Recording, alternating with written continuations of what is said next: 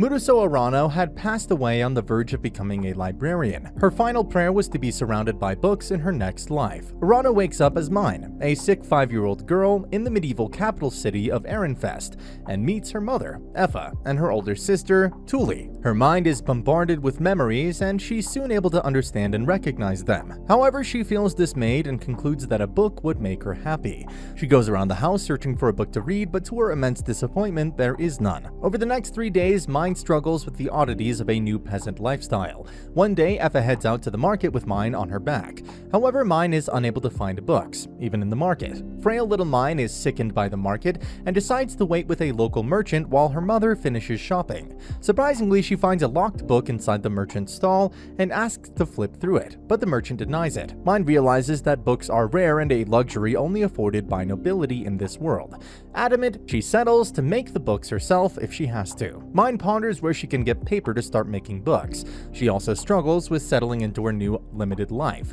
Using her intellect to adjust, Mine makes shampoo with myrtle fruit oil, leaving hers, Tully, and Afar's hair glossy and pleasant smelling. Later in the day, Mine and Tully decide to take their father, Gunther's belongings, which he had forgotten. However, Mine is too weak to walk by herself.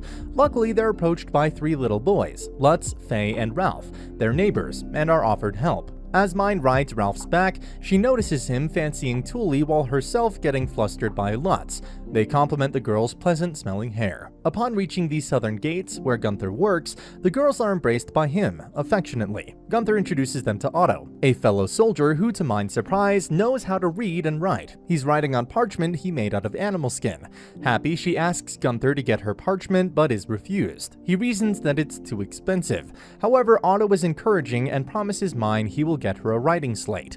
As winter approaches, the pork stocking festival begins, but Mine, unable to deal with the festive activities, faints and is taken to the city gate to rest. She wakes up to find Otto with a writing slate. Mine spends her time giddily writing her new name in the new language and the names of the people she's met in her new life, grateful that she can write. It is a harsh winter in Ehrenfest, and Mine tries to separate fibers from the reeds to make faux papyrus for her winter handiwork. However, even with Tully's help, she fails and gives up. Later, Tully and Gunther bring porris, a sweet winter fruit. Mine learns that the porre pulp is discarded as bird feed but discovers it is indeed edible. To everyone's amazement, when hungry, Lutz and Ralph come by to exchange food due to a shortage. Mine, with the help of Lutz, makes Peru pancakes. They are loved by everyone unanimously. In the evening, Gunther arrives home to find Mine out of her pencils. She asks Gunther to take her to Otto, but Gunther is jealous of her affection for him. However, the next day, he takes her to Otto in a cloudy mood, warning him to take care of her. As Mine practices writing, she picks out mistakes in Otto's accounting. Impressed, Otto asks for Mine's help, and she agrees to help in exchange for more lessons and an unlimited supply of pencils. To Otto's surprise, she swiftly gets the work done. At home, Mine asks her father to help her build a crochet tool so she can make a flower ornament to go with Tully's baptism outfit. Delighted that she'd ask him for help, he carves one out, and Mine makes the ornament for Tully. She thanks her for her help. Gunther embraces his daughters, yapping affectionately, and praises them for being good sisters. As spring arrives, Mine continues to impress with her cooking skills and intelligent inventions. She expresses her wish to go to the forest so she can make clay slates to help her make books. However, Gunther tells her to first build her strength. He suggests Mine become Otto's assistant and walk to the city gate, thus little by little building her strength. Mine, delighted, does as she's told. However, this doesn't stop Gunther from being cutely jealous of Otto. Unfortunately, as soon as she can walk, she falls sick and can't make it to the forest until summer. When she's finally permitted to go with the other children, she promises Gunther to rest and not do hard labor. However, Lutz catches her breaking it by digging for clay and scolds her. Grateful for the Peru pancakes, Lutz decides to help Mine dig. With his help, she's finally able to make clay tablets. Mine explains the concept of reading and books to Lutz. Suddenly, Faye and a boy break through and stomp on the clay, making Mine both furious and hurt. The children help her build a second set, but the rain destroys it in the next 3 days. They then work hard on the third set and are successful. Mine wishes to write down all her mother's stories and keep them secure forever on these slates. She takes them to the oven in her home to bake, but these slates explode, putting another one of Mine's ideas to the grave. It is summer in Ehrenfest now, and the day of Tully's baptism has arrived. As Tully goes to her baptism, Gunther and Mine head to the city gate. There, Mine handles an official matter since Otto is busy in the meeting. Poor Gunther can't keep his jealousy and hurries Mine out. How cute. Later, Tuli receives a seamstress kit at the dinner to start as an apprentice seamstress, and Mine gets a knife to help with the woodwork. Conveniently for Mine, she can use the knife to make wooden tablets for her book. The next day, in the forest, Lutz helps Mine with carving tablets and requests a meeting with Otto. Otto has experience with trading, and Lutz dreams of being one. Hence, Mine talks to Otto and sets up an appointment. She also wonders what she can do to write on the tablets and asks Otto for ink, but is denied. Instead, Mine and Lutz mix soot with a clay to make crayons. When Mine returns home with crayons, she discovers Effa has burned her tablets. Overcome with despair, a strange fever overtakes her, and she collapses. She recovers with Lutz's encouragement but grows curious about her illness. Due to her fever, they missed the meeting, but Otto gladly rescheduled. Mine also opens up about her frustration at her failures, and he recommends she hire someone else or find an investor. Otto lightly teases her that he's curious to meet the person she's so eager to introduce. Mine washes Lutz's hair to make him presentable for the meeting. At the meeting, Otto brings his brother-in-law, a merchant, Benno. Benno immediately notices Mine's unique inventions, shampoo and hair sticks, and asks for details, but Mine intelligently keeps it confidential. Otto then recommends to Lutz that it's foolish to be a merchant since it would mean giving up citizenship.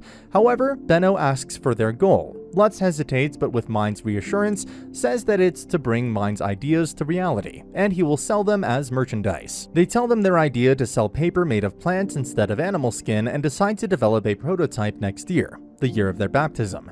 To start on the paper, Mine needs nails for the equipment. She asks Otto, who agrees in exchange for the shampoo for his wife, Karina. He takes Mine to his home on the wealthy northern side, and Mine washes Karina's hair. Otto is smitten and quickly sends Mine, with nails, on her way. Later in the woods, Lutz tells Mine about his family's distrust of traders as craftsmen and how it's hard for him to be a merchant. On their way back, Otto gives them an invitation from Benno. It is revealed that Benno is interested in Mine's odd inventions and plans to take them in as apprentices. Mine had also asked Otto if he knew of any illness similar to hers.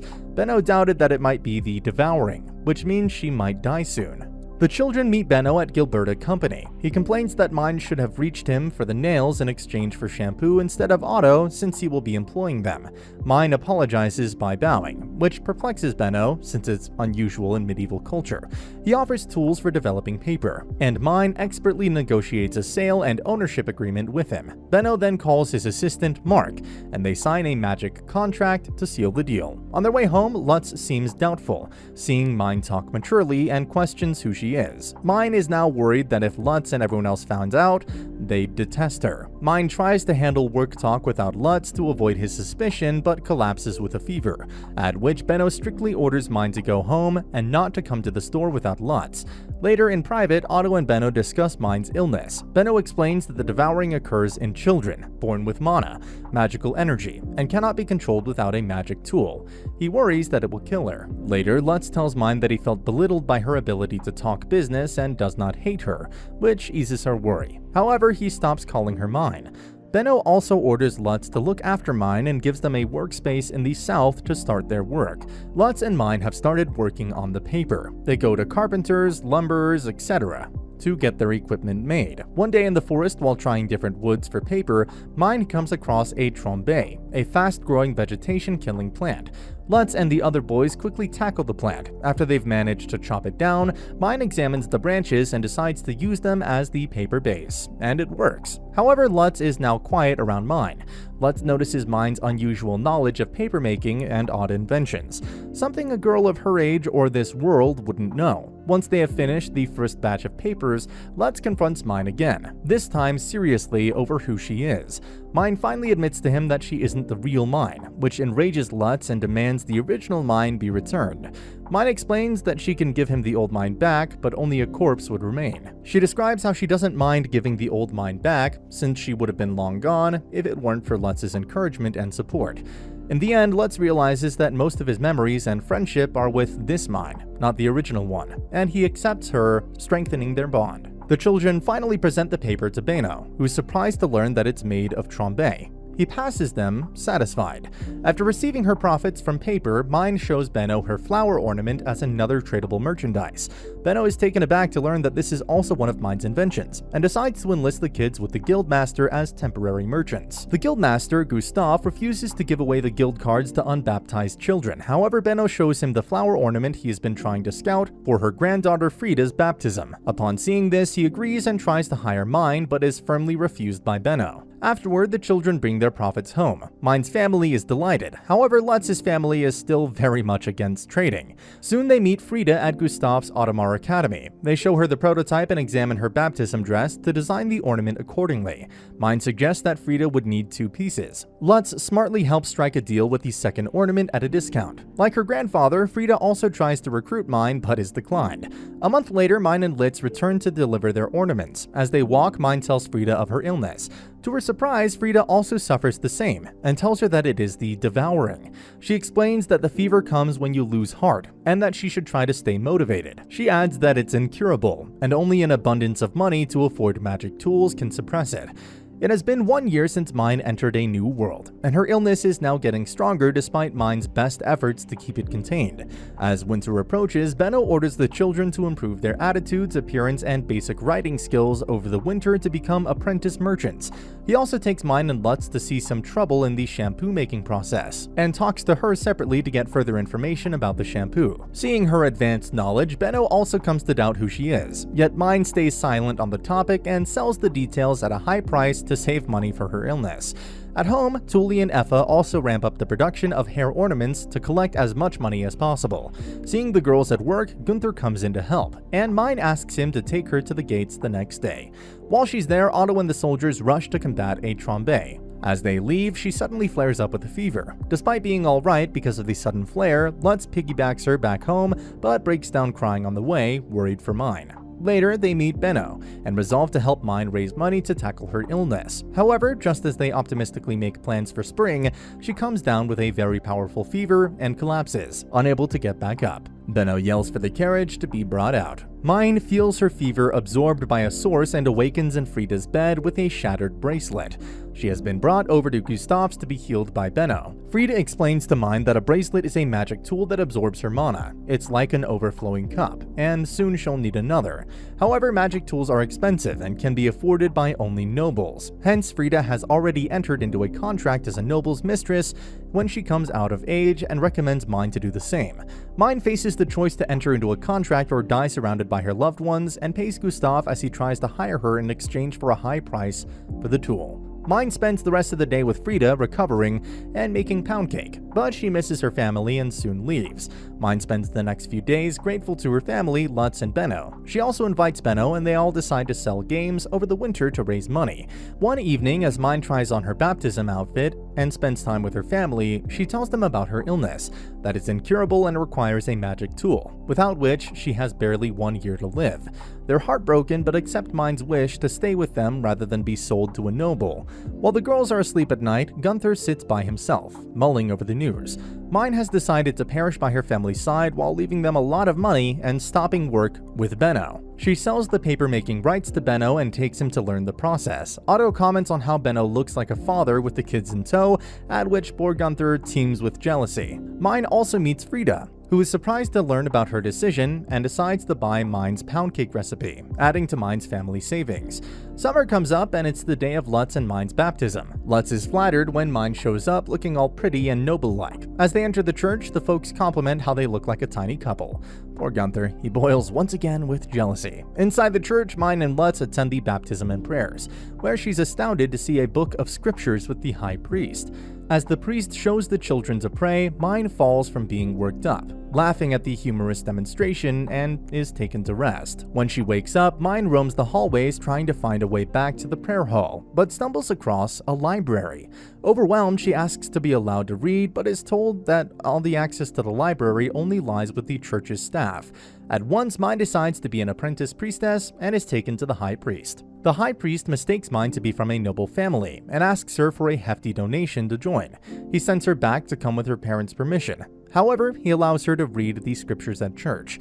After her baptism, Mine announces her wish to become an apprentice priestess. Unexpectedly, Gunther strongly opposes it, reasoning that orphans who have no one to look after them become priests and priestesses and are brutally burdened by nobles.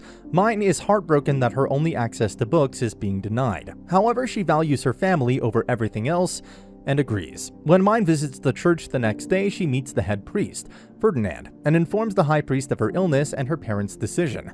Hearing this, they bring out a grail and ask Mine to touch it. The grail glows as Mine touches it, and the priests invite her parents to discuss the situation again. Mine worries if she's made matters more complicated.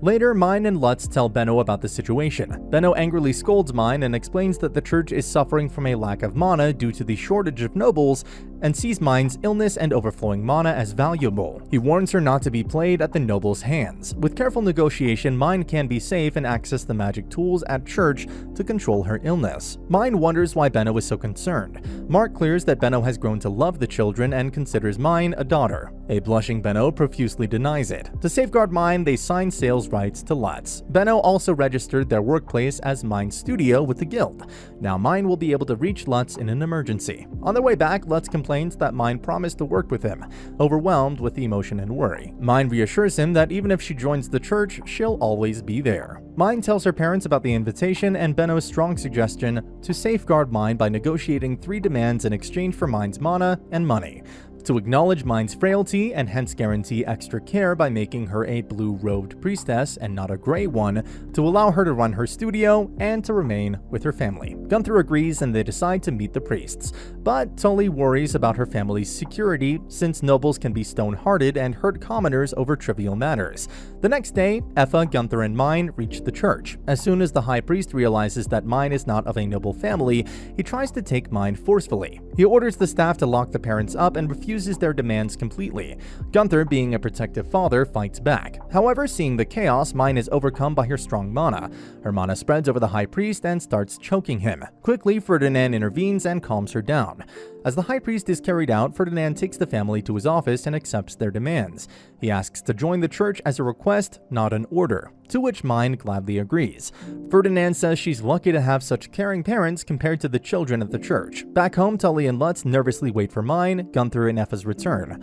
Upon seeing them, they're delighted and relieved. Mine is back home and safe with a possible healthy future ahead of her. And that's the end of the video. As always, if you liked what you saw, subscribe to the channel. I'll be uploading a lot of videos just like this, so I'll see you at the next one.